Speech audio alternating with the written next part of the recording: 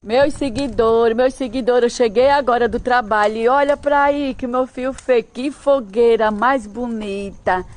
Eita, que fogueira para abençoar.